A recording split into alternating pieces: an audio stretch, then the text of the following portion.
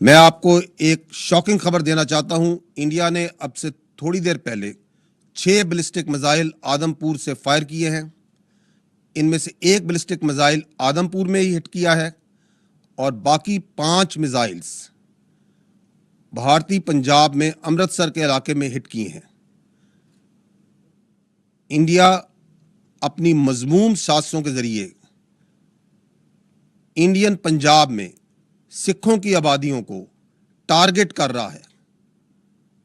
ہماری تمام ہمدردی سکھوں کے ساتھ ہے، ان اقلیتوں کے ساتھ ہے جو کہ اس وقت اس کی اندرونی سازشوں اور مظالم کا شکار بھی ہو رہے ہیں.